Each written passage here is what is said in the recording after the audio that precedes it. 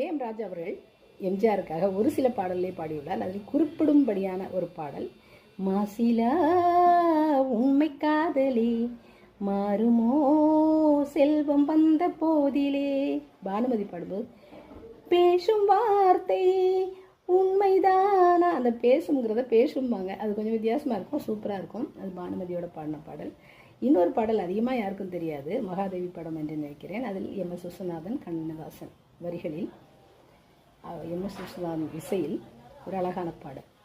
கண் மூடும் வேளையிலும் கலை என்ன கலை, கண்ணே உன் பேரழகின் விலை இந்த உலகே, மின்னாமல் முழங்காமல் வருகின்ற மழை போல் சொல்லாமல் கொள்ளாமல் வந்தது ஏன் சிலையே. கண்மூடும் வேளையிலும் கலை கண்டு மகிழும் கண்ணாளன் கற்பனையின் விலை இந்த உலகே.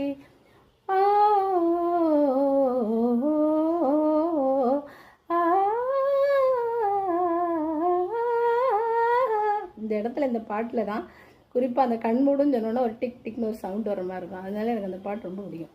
கண்மூடும் அப்படின்னு ரொம்ப அழகாக இருக்கும். பண்பாடும் நெறியோடு வளர்கின்ற உறவில் அன்பாகும் துணையாலே பொன் வண்ணம் தோன்றும். அதுக்கப்புறம் அதில் ஒரு இடையில ஒரு மியூசிக்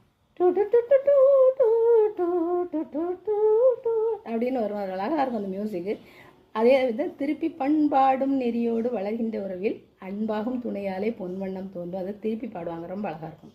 எண்ணி எண்ணி பார்க்கும் போதும் இன்ப ராகம் பாடும், கொஞ்ச நேரம் பிரிந்த போதும் எங்கே என்று தேடும். கண்மூடும் வேளையிலும் கலை கண்டு மகிழும் கண்ணாளன் கற்பனையின் விலை இந்த உலகே. ஓ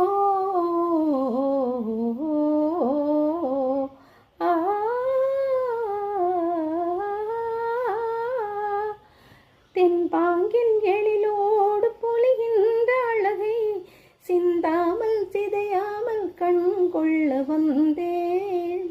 சின்ன சின்ன செட்டு போல வண்ணம் இன்னும் மேனி கண்டு கண்டு நின்று கொண்ட இன்பம் கோடி. கண்மூடும் வேளையிலும் கலை கண்டு மகிழும் கண்ணாளன் கற்பனையின் விலை இந்த உலகே. அந்த பாட்டு ரொம்ப அழகாக இருக்கும். ஏஎம் ராஜா அவர்கள் பி. சுசிலா அவர்களின் குரலில் கேட்கவும் வேண்டுமோ.